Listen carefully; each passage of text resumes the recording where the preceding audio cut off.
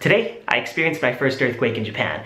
Actually, my first earthquake ever. By Japanese standards, it wasn't huge, but it still shook me up a bit. Ah, get it? Shook me up? But actually, jokes aside, people were saying it was about a magnitude 4, and not gonna lie, I was a little scared when it started happening. I'm standing in a large meeting room with one of those big boardroom tables, and I'm giving a presentation to about 30 of my colleagues about life in Canada and the cultural differences between Canada and Japan. I was just answering a question, and as I looked out at the room of about 30 people, a panicked look came over everyone's face.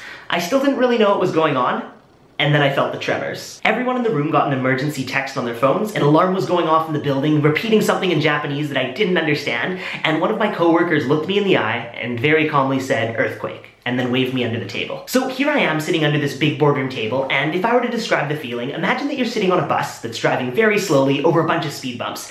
So it's just this slow pulse that's shaking the entire building. And this is when I realized just how accustomed the Japanese are to earthquakes. One of the guys under the table points to his phone and says, "Twitter, latest updates." He's on Twitter in the middle of an earthquake, and I'm freaking out, but I'm trying not to show it because everyone around me is so calm. After a few minutes, the shaking stops, I emerge from under the table, and everyone takes a collective breath.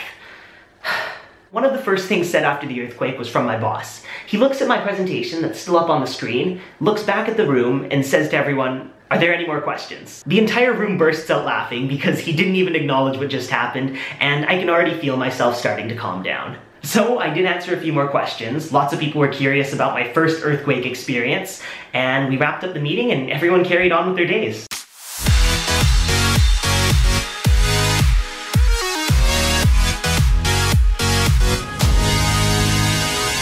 I don't really understand the streets well enough to go for a run, but it's Saturday morning, I'm gonna go for a run anyway. There's a river located just to the west here, and if I start heading in that direction, I have to hit it. So I'm not gonna bring my camera with me, but I will bring my phone because it's a bit lighter, so 3, 2, 1, let's do it.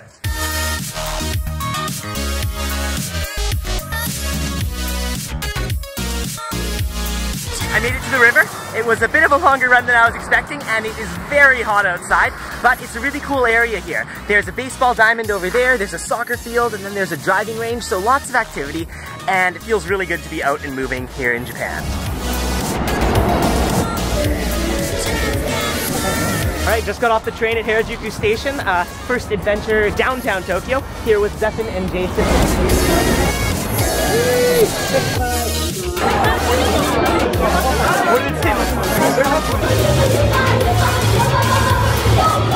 I feel like my whole world has just expanded.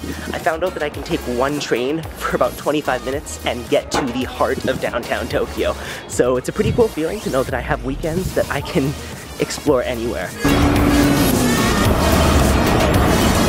Alright, so I thought I was being specific enough when I said that I'd meet my friend at the west exit, but the west exit is absolutely massive. I do not know where he is, and I guess I'll just have to keep walking around until I find him. It took us about 15 minutes, but we all found each other at the station.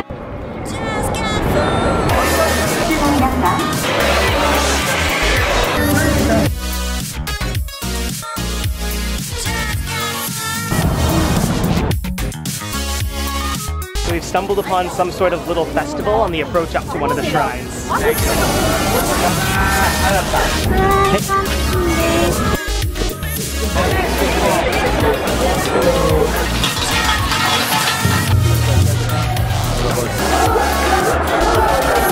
It's crazy. We've just been walking around and we keep on running into things like this. So we've gone from being surrounded by bright lights and arcades and restaurants to ending up in the Shinjuku-gyoen National Garden.